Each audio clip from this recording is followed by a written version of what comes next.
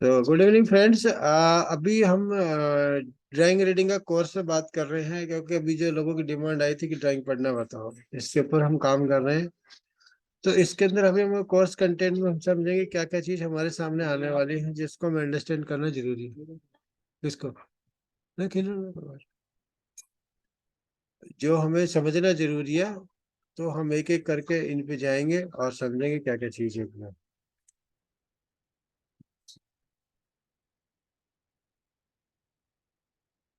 तो इस कोर्स के अंदर हमारे पास जो है, अभी हम समझेंगे ड्राइंग टाइप, ड्राइंग की लैंग्वेज, ये हम पढ़ चुके हैं। अभी आएगा हमारे पास sheet size, layout, title block, notes, revision history, location zone, line, projection, view, section, scale, KCC, CTQ बोलते हैं जिसको, जर्नल टॉलरेंस, डायमेंशन टाइप और डायमेंशन, सरफेस रफनेस। और इसमें जो सिंबल कवर होंगे, जो जर्नल सिंबल होते हैं, वो आपका diameter plus minus, radius, control radius, spherical radius, depth, counter bore और counter sink, chamfer, basic dimension, reference dimension, number of places, spherical diameter, square, arc length, slope, conical tape, taper, dimension, origin, not to scale, continuous feature, statistical tolerance, datum and datum target, target point, PCD, pitch circle diameter, centre line, box call out, all round call out, text block, simple frame, basic frame, datum frame 1 2 3 and surface finish.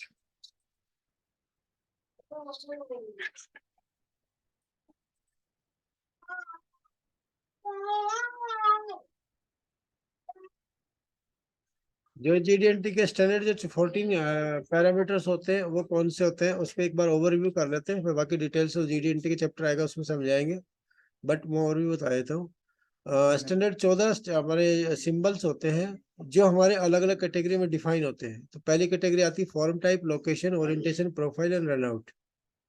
तो total 5 तरह की हमारे पास categories है। First category हमारी form, form में आती है अपनी स्ट्रेटनेस, फ्लैटनेस, सिलेंड्रिसिटी और सर्कुलरिटीज। सर्कुलरिटी को राउंडनेस भी कहते हैं। उसके बाद आता है लोकेशन, लोकेशन हमारा पोजीशन, सिमेट्री, कॉन्सेंट्रिसिटी, और फिर होती है ओरिएंटेशन। ओरिएंटेशन में आती है एंगुलरिटी, पैरेललिज्म, परपेंडिकुलरिटी। प्रोफाइल में आती है profile of a surface, profile of a line. Runout, runout में नॉर्मल रनआउट और टोटल रनआउट। तो ये हमारा ओवरऑल कंटेंट है कोर्स का, जिसमें हम एक एक करके आगे आगे स्टैंडर्ड अंडरस्टैंड करेंगे इसमें। तो स्टेप बाय स्टेप समझेंगे, जिससे हम ड्राइंग को पढ़ना हमारे लिए आसान होता है। और किसी भी चीज को जब उसको पढ़ना है, तो हम थोड़ा बहुत उसका कंस्ट्रक्शन के बारे में समझेंगे जब हम पढ़ सकते हैं उसको। Why do we need engineering drawing, इस इंजीनियरिंग ड्राइंग की जरूरत क्यों पड़ी हम।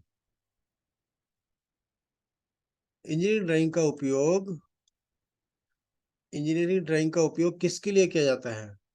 इंजीनियरिंग ड्राइंग एक समृद्ध और विशिष्ट रूपरेखा है, जो किसी वस्तु या उत्पादन के निर्माण के लिए आवश्यक सभी जानकारी और आवश्यकताओं को दिखाती है।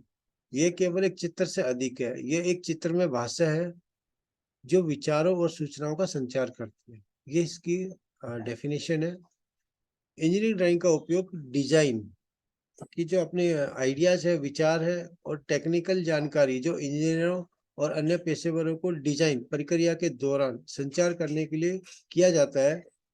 एक इंजीनियरिंग ड्राइंग प्रोजेक्शन नामक प्रक्रिया द्वारा कागज पर या कंप्यूटर स्क्रीन के 2 डायमेंशनल टुकड़े पर एक जटिल 3 डायमेंशनल वस्तु का प्रतिनिधित्व करती है।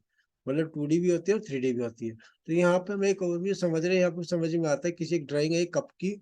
तो एक हमें जो राइट हैंड को जो ऊपर दिख रहा है, मैं इसको मार्क करता हूँ। ये वाला जो राइट हैंड को दिख रहा है, इसको बोलते हैं आइसोमेट्रिक व्यूज।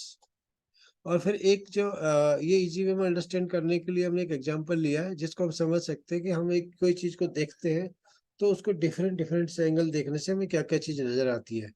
तो सेम हमारी इंजीनियरिंग ड्राइंग का भी यही कॉन्सेप्ट काम करता है। तो अगर हम किसी चीज को देख रहे हैं, सपोज करें कि ये कफ है, तो हमारे सामने फ्रंट हिस्सा होता है, एक बॉटम होता है, एक टॉप होता है, एक लेफ्ट होता है, एक राइट होता है। ये लेफ्ट और राइट का जो व्यू चेंज होता है, टॉप और बॉटम का व्यू चेंज होता है, ये आपका इस पर डिपेंड करता है आपका प्रोजेक्शन कौन सा, फर्स्ट एंगल प्रोजेक्शन है या थर्ड एंगल प्रोजेक्शन है। What is the importance of a drawing?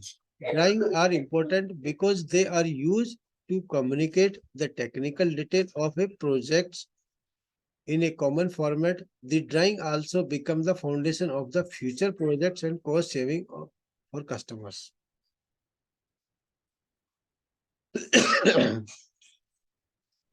Why not just use a 3D model? अभी टेक्नोलॉजी इतनी आगे बढ़ गई है, तो यहाँ पे अब 3D मॉडल पे बहुत सारे काम करते हैं, बट हमारा क्वेश्चन ये आता है कि 3D मॉडल क्यों नहीं यूज करते? तो उसका सीधा सा सिंपल सा उदाहरण है, 3D अपनी जगह होती है, 2D अपनी जगह होती है। तो 2D की जगह 2D ही काम करेगी। तो ऐसा नहीं है कि 2D जो 3D है वो 2D की जगह ले लेगा, ऐसा नहीं है, रिप्लेसमेंट नहीं हो सकता। अनलाइक ए 3D मॉडल, इसका रीजन बताया गया क्यों।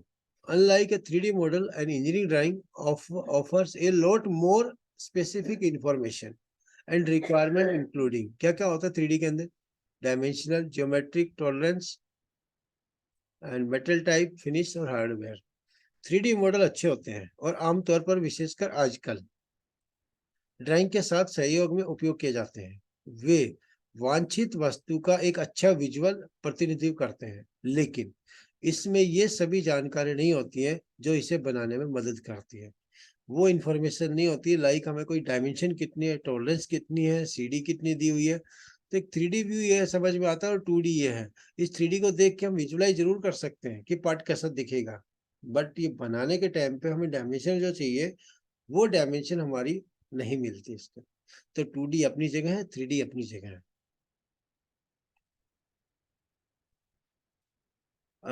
नेक्स्ट आता है इसमें अभी